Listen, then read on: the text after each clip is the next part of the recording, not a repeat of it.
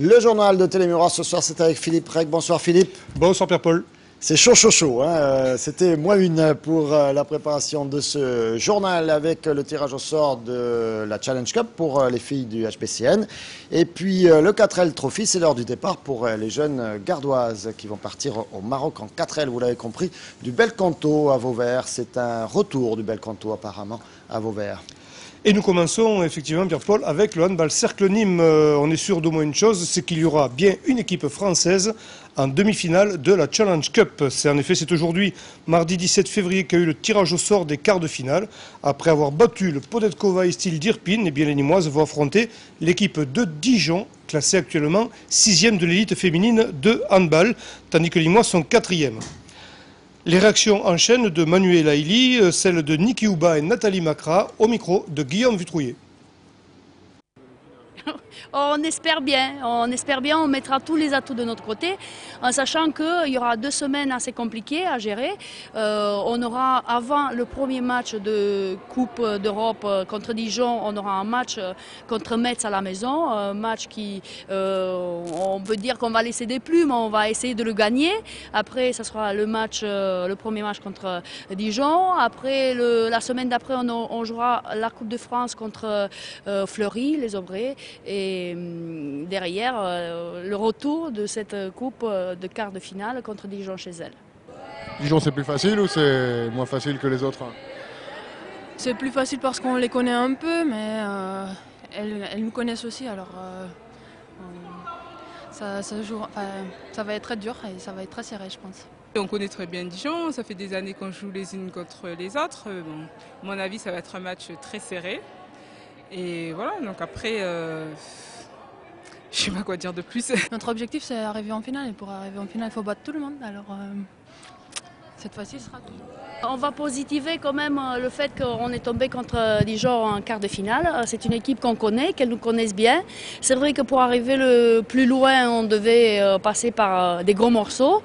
Ça en était un parce que Dijon a l'expérience des Coupes d'Europe et ils ont fait quelques finales dans cette compétition-là. C'est vrai que ça enlève un petit peu le parfum européen, mais on fera tout, mettre tous les atouts de notre côté pour pouvoir se qualifier en demi-finale. Voilà, on l'a compris, 14 et 21 mars pour ces quarts de finale avec l'aller à Nîmes, ce qui n'est pas forcément un avantage, Philippe.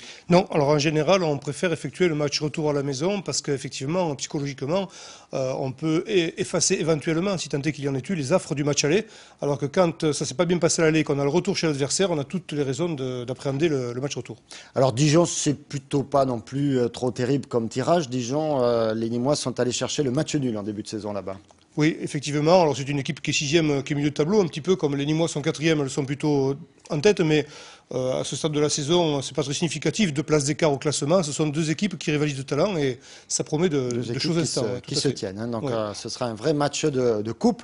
Une information football, si vous le voulez bien, Philippe. Ce soir, match en retard des Arlésiens qui sont en déplacement à Rodez. Les Arlésiens qui vont tenter de conforter leur 3e place. Rodez qui est très mal classé en bas de tableau relégable. Donc les Ruténois qui viennent de perdre à domicile face à Cassis-Carnoux, ce serait bien que les Arlésiens enchaînent après leur belle victoire à Cherbourg. Beau parcours pour les Arlésiens cette année. Et les Arlésiens qui ensuite seront à domicile samedi. Le nom de leur adversaire, ça va me revenir dans un instant, 1 fois, 2 fois, 3 fois. Ça reviendra après qu'on ait parlé d'Ovalie peut-être, hein. Par exemple, ça va me revenir. Le stade Nicolas Kaufmann qui hisse les couleurs européennes avec l'accueil de jeunes Gallois. Pierre-Paul, les Gallois. Cannes, ce sera Cannes, voilà, ça y est. Cannes, voilà, c'est Cannes. Voilà, Cannes. Mais on est encore dans le football, donc on reverse dans l'Ovalie. On part dans le rugby. Voilà. Les jeunes Gallois qui sont venus rencontrer les Nîmois, des jeunes Gallois qui marchent dans les pas de leurs aînés, qui font un petit tabac en ce moment, Pierre-Paul, dans l'actuel tournoi des 6 nations, une position qui va permettre de comparer un petit peu les jeux des 2 pays respectifs. Les détails avec Pierre-Paul Castelli. Des Gallois à Kaufmann, mais attention, ce ne sont pas les titulaires du 15 du Poireau venus préparer leur match de tournoi des 6 nations face au 15 tricolore, mais bien des jeunes mini-mécadets issus de lycées du Pays de Galles, venus tester leurs fondamentaux face à une sélection gardoise. C'est une sélection des lycées gallois, Donc il y a 4 ou 5 clubs représentés. Donc suite à ça, bon, ils ont fait une sélection, ils sont en préparation, je pense, des tournois de collège de Grande-Bretagne. Voilà. Eux, ils ont été issus des 4 plus grands clubs gallois, en fait des 4 écoles gallois, Newport, Clagnecly, Cardiff et Swansea. L'année dernière, on avait joué contre des Anglais, on a joué contre des Australiens aussi. Cette année, c'est la première fois qu'on reçoit des Gallois. J'espère qu'on va rester en contact de toute façon avec le monsieur qui s'appelle, comme tous les Gallois, John Price. Avec qui je suis ami, et bon, je pense qu'après peut-être on ira nous un jour faire un tour là-bas, quoi. Déjà cette année nos minimes partent en Angleterre, donc par l'intermédiaire de leur entraîneur, M. Jeannot Clément et M. Awad, donc ils ont monté ça, donc ils partent aux vacances, pas celle-là, la prochaine en Angleterre 7 ou 8 jours, où ils joueront là-bas et tout ça, donc déjà bon, et puis après nous on verra les prochaines avec les cadets ou les minimes d'aller faire un tournoi là-bas.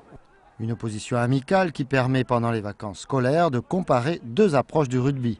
Viens à France est fantastique. Yeah. Le rugby est très dur et c'est bonne préparation pour nos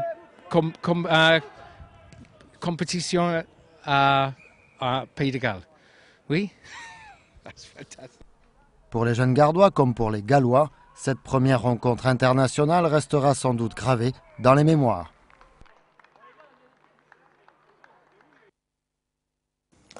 Conflit social pour continuer à la communauté Coste, orphelinat nîmois, consécutivement au licenciement de 2 éducateurs. Une décision prise après un voyage en Roumanie pour faute grave, paraît-il. C'est ce mardi 17 février qu'une réunion de conciliation avait pour cadre le Conseil des prud'hommes de Nîmes, probablement la première d'une série de confrontations dont Nicolas Péchineau nous dévoile les détails. Ce mardi matin, 2 des 3 éducateurs de la communauté Coste licenciés au mois d'octobre pour faute grave sans préavis ni indemnité étaient reçus au Conseil des prud'hommes pour la première phase dite de conciliation. Pour rappel des faits, il était reproché aux 3 hommes d'avoir failli à leur mission. Du 4 au 30 juillet, ils étaient chargés d'accompagner un groupe de 8 adolescents en Roumanie pour un voyage à but humanitaire. Organisation approximative et tension sociale au sein de l'association. Déjà au mois de juillet, le climat n'était pas encourageant. Les jeunes ont été déçus et cette déception a engendré encore plus de tensions.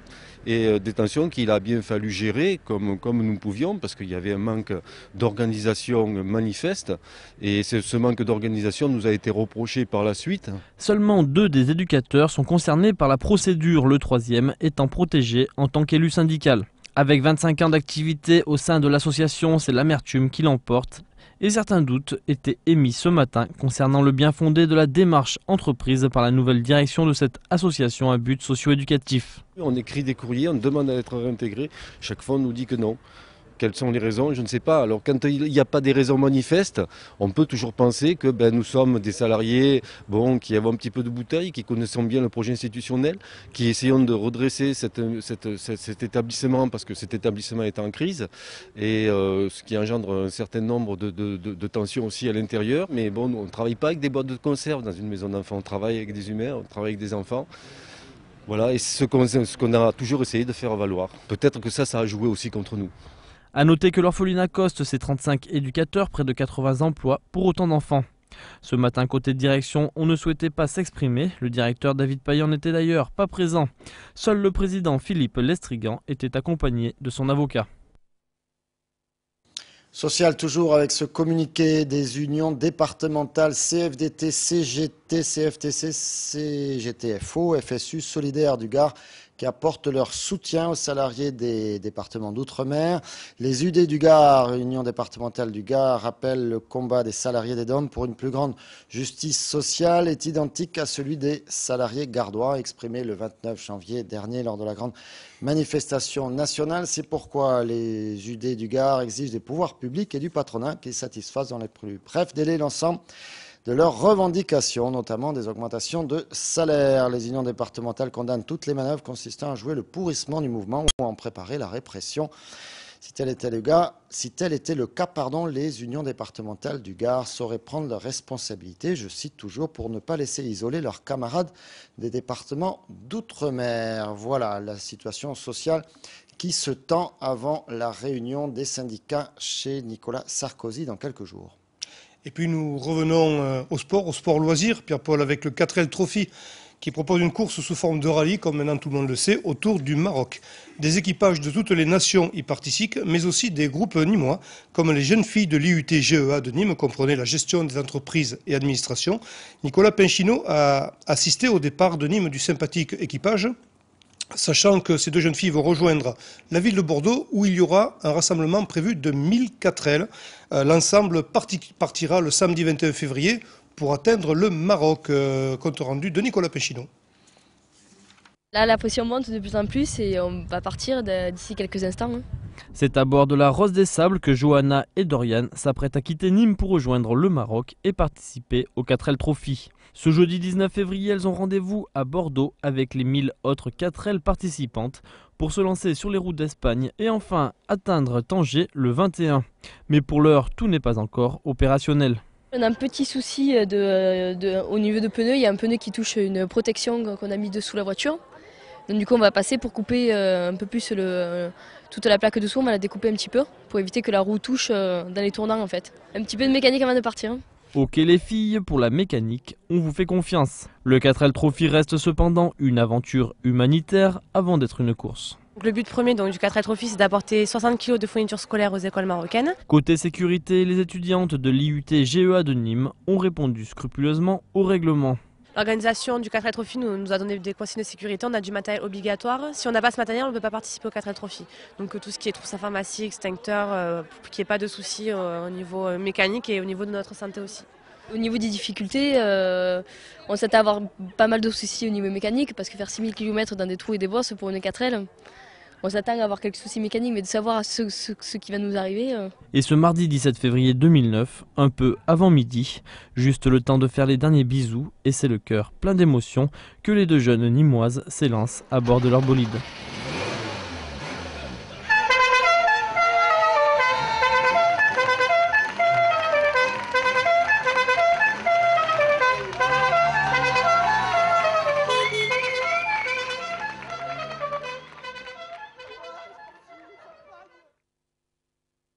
Dorian et Johanna, ça donne envie d'aller au Maroc, n'est-ce pas? Tout à fait, Philippe? belle voiture, hein, très belle voiture. Très très belle voiture, elles aiment les couleurs vives. Ouais, tout à fait. Nous allons terminer avec une petite page culture. Et pourquoi pas? Tony Poncet, osons la page culture. Tony Poncet était né en 1918 et il est décédé en 1979. C'était un ténor français d'origine espagnole dont les années de gloire furent surtout 1953 à 1970.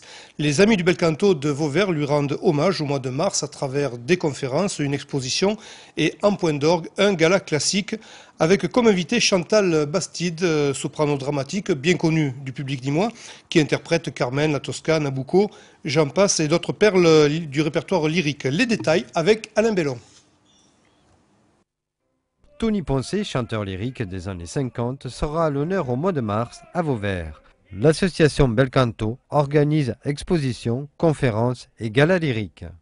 À partir du 6 mars jusqu'au 21 mars, il y aura l'exposition de Tony Poncet avec ses costumes que sa famille a bien voulu nous prêter, avec des accessoires, des photos, des affiches. Il y aura le grand gala lyrique en hommage à Tony Poncet.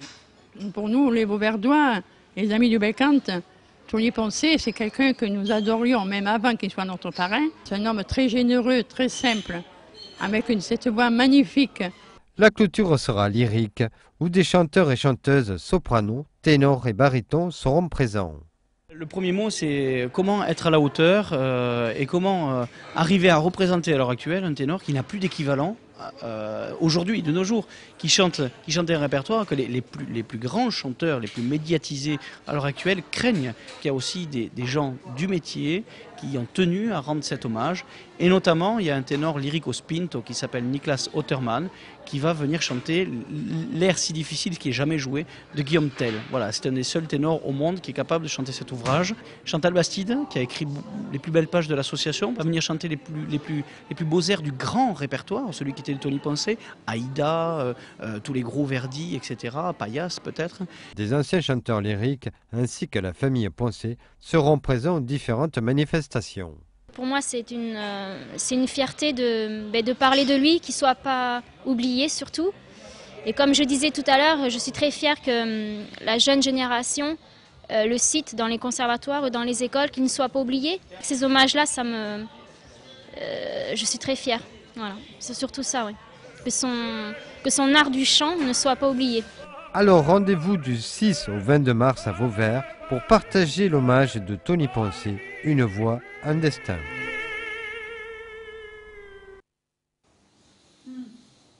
Voilà pour le bel canto à Vauvert. On attend ça avec impatience. Philippe, pas d'autres informations? Pas d'autres informations, Pierre-Paul. Merci pour ce journal. Merci à tous de nous avoir suivis. Dans un instant, le carrousel de Télémiroir. Et puis à 21h, Croco Hebdo. Comme chaque mardi, on revient sur le match de vendredi dernier face à Troyes. On prépare le match face à Tours vendredi prochain. Les invités, Sadio Sankaré et Michael Coloredo. Et puis à 22h, la rediffusion du match, pas dans son intégralité, vous avez l'habitude, mais en tout cas de larges extraits du match de vendredi dernier, Nîmes face à Troyes. Merci encore de nous avoir suivis, à très très bientôt sur Télémiroir.